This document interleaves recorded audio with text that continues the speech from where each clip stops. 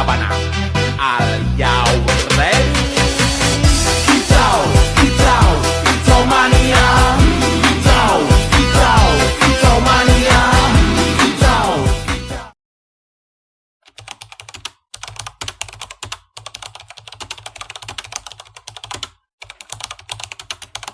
Romansyah dari kelas D jurusan Hukum Keluarga Islam. Hukum Keluarga Islam. Jadi saya sini akan membawakan sebuah poin-poin penting dalam Al-Quran dari studi Al-Quran. Oke, langsung saja kita masuk poin-poin pentingnya. Yang pertama ialah konsep intertekstualitas dalam Al-Quran. Nah, apa itu intertekstualitas? Intertekstualitas itu adalah hubungan suatu dialog yang lain ataupun satu teks, hubungan satu teks ke teks yang lain. Jadi artinya Al-Quran itu isinya saling berhubungan antara satu ayat dengan ayat yang lain. Lanjut ke poin itu adalah pengertian sebagian dari intertekstualitas. Kemudian fungsi perumpamaan Al-Quran. Fungsi perumpamaan Al-Quran ini ialah sebagaimana kita jika ingin menjelaskan kepada seseorang yang ingin mengetahui tentang ilmu Al-Quran. Jadi kita menjelaskan Al-Quran dengan suatu perumpamaan. Suatu perumpamaan biasanya menggunakan perumpamaan yang tidak dipahami oleh orang tersebut. Itu fungsi perumpamaan dalam Al-Quran. Seperti dalam membumikan Al-Quran, menginventarisir sedikitnya ada 6 faktor yang dapat mengakibatkan kekeliruan dalam menafsirkan Al-Quran. Nah, jadi gunanya fungsi perumpamaan Al-Quran tersebut ialah agar tidak terjadi kekeliruan ataupun ketidakjelasan dalam memahami Al-Quran tersebut. Kemudian poin yang ketiga ialah cara mengetahui asbabun nuzul. Asbabun nuzul, apa itu asbabun nuzul? Asbabun nuzul adalah suatu peristiwa yang terjadi ataupun yang melatar belakangi suatu ayat tersebut. Nah, yang melatar belakangi turunnya ayat Al-Quran tersebut. Bagaimana cara mengetahui asbabun nuzulnya? Adalah dengan mencari riwayat sahih. Seperti Romansyah dari kelas D jurusan Hukum Keluarga Islam. Jadi saya sini akan membawakan sebuah poin-poin penting dalam Al-Quran dari studi Al-Quran. Oke, langsung saja kita masuk poin-poin pentingnya. Yang pertama ialah konsep intertekstualitas dalam Al-Quran. Nah, apa itu intertekstualitas? Intertekstualitas itu adalah hubungan suatu dialog yang lain ataupun satu teks, hubungan satu teks ke teks yang lain. Jadi artinya Al-Quran itu isinya saling berhubungan antara satu ayat dengan ayat yang lain. Lanjut ke poin itu adalah pengertian sebagian dari intertekstualitas. Kemudian fungsi perumpamaan Al-Quran. Fungsi perumpamaan Al-Quran ini ialah sebagaimana kita jika ingin menjelaskan kepada seseorang yang ingin mengetahui tentang ilmu Al-Quran. Jadi kita menjelaskan Al-Quran dengan suatu perumpamaan. Suatu perumpamaan biasanya menggunakan perumpamaan yang tidak dipahami oleh orang tersebut. Itu fungsi perumpamaan dalam Al-Quran. Seperti dalam membumikan Al-Quran, menginventarisir sedikitnya ada 6 faktor yang dapat mengakibatkan kekeliruan dalam menafsirkan Al-Quran. Nah, jadi gunanya fungsi perumpamaan Al-Quran tersebut ialah agar tidak terjadi kekeliruan ataupun ketidakjelasan dalam memahami Al-Quran tersebut. Kemudian poin yang ketiga ialah cara mengetahui asbabun nuzul. Asbabun nuzul, apa itu asbabun nuzul? Asbabun nuzul adalah suatu peristiwa yang terjadi ataupun yang melatar belakangi suatu ayat tersebut. Nah, yang melatar belakangi turunnya ayat Al-Quran tersebut. Bagaimana cara mengetahui asbabun nuzulnya? Adalah dengan mencari riwayat sahih. Seperti disahihkan oleh para sahabat, dan sahih yang diriwayatkan oleh para sahabat langsung dari Nabi. Yaitu dia dengan melakukan cara mengetahui asbabun nuzul dilakukan melalui riwayat hadis sahih. Penjelasan seperti sahabat Abdullah bin Abbas. Nah, kajian kitab-kitab tafsir serta penelitian terhadap sejarah kehidupan Rasulullah. Ya, kemudian poin yang ketiga, poin yang terakhir ialah peran asbabun nuzul terhadap dalam penafsirkan Al-Quran. Peran asbabun nuzul dalam menafsirkan Al-Quran ini seperti kita itu harus mencari latar belakang suatu ayat tersebut sebelum kita menyimpulkan ayat itu tujuannya untuk apa. Peran asbabun nuzul terhadap kontekstualisasi ayat. Nah, itu dia. Jadi seperti kita mencari suatu kontekstualitas ataupun seperti mencari asbabun nuzul satu ayat. Jadi kita mencari suatu apa namanya?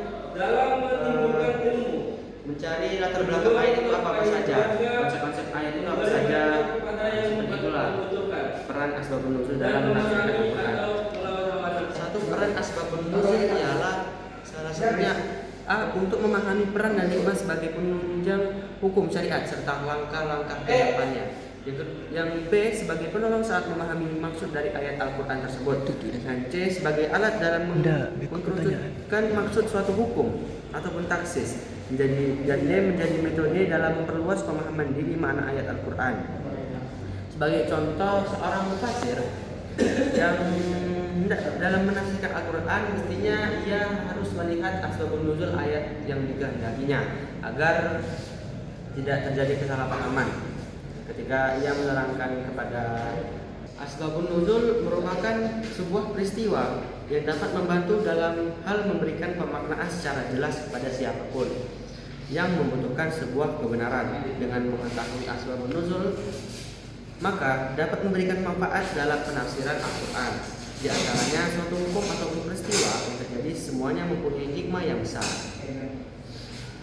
Namun perlu menjadi perhatian bahwa proses kontekstualisasi ayat tersebut tidak bisa terlepas dari penjelasan dari hadis-hadis Nabi SAW. Di samping itu perlu adanya riwayat dari hadis dalam menemukan asbab al-nuzul ataupun pesan teksnya.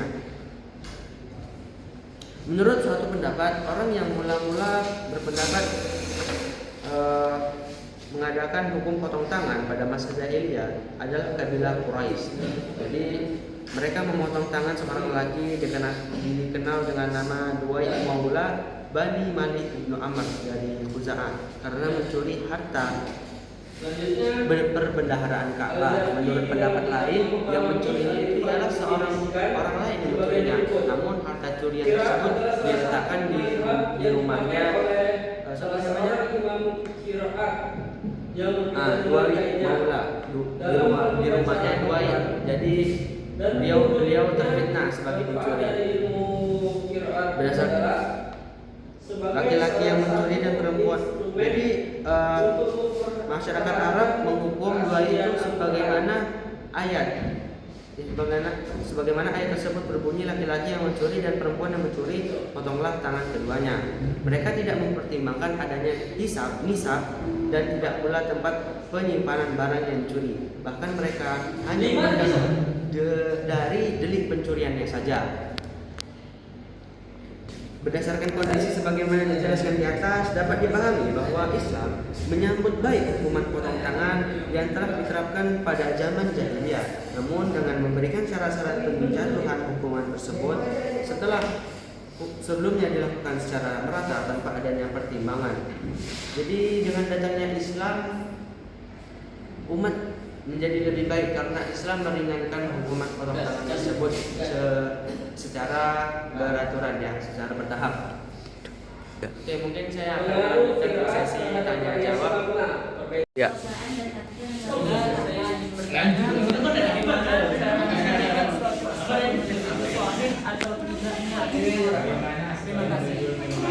Coba bisa ulang pertanyaannya? Bagaimana cara menemukan suatu asbabun nuzul atau tidaknya? Saya akan menjawab pertanyaan dari siapa? Bagaimana cara menentukan asbabun nuzul itu benar atau tidaknya? Nah, jadi cara menentukannya ialah dilihat dari periwayatnya. Dilihat dari periwayatnya apakah sahih atau tidak. Nah, jadi dilihat dari periwayatnya dari para sahabat. Apakah sahabat itu meriwayatkannya langsung dari Nabi atau tidak? Jadi harus jelas ya riwayatnya sahabat. Dilihat dari situ apakah asbabun nuzul itu benar atau tidak. saya bagaimana peran tafsir dalam menentukan hukum di dalam Al-Quran. Baik, saya akan menjawab pertanyaan dari junior. Apakah fungsi tafsir dalam memberikan hukum di sebuah Al-Quran?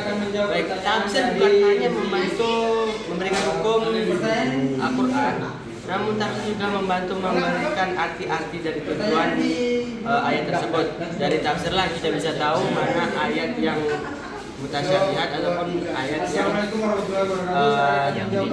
tidak bisa diartikan. Kurang lebih seperti itu. Jadi tafsir membantu kita mengerti suatu ayat tersebut. Baik, saya ingin bertanya, bagaimana fungsi perumpamaan dalam memudahkan pemahaman ayat-ayat Al-Quran? Oke, saya akan menjawab pertanyaan dari Yogi. Bagaimana fungsi perumpamaan dalam memudahkan pemahaman ayat-ayat Al-Quran. Jadi fungsi pemahaman dalam memudahkan pemahaman ayat Al-Quran itu seperti kita menjelaskan kepada seseorang, lalu kita memberikan sebuah perumpamaan. Nah, dari situ kita bisa membuat seseorang itu lebih mudah paham. Nah, jadi agar mereka tidak salah paham ataupun salah pengertian dari apa yang kita sampaikan. Maka dari itu kita menggunakan sebuah perumpamaan untuk menjelaskan suatu ayat dari Al-Quran tersebut. Itulah salah satu fungsi dari perumpamaan. Baiklah, saya dari Dino Darmawansa. Sampai sini saja yang dapat saya sampaikan. Kurang dan lebihnya saya mohon maaf. Terima kasih. Assalamualaikum warahmatullahi wabarakatuh.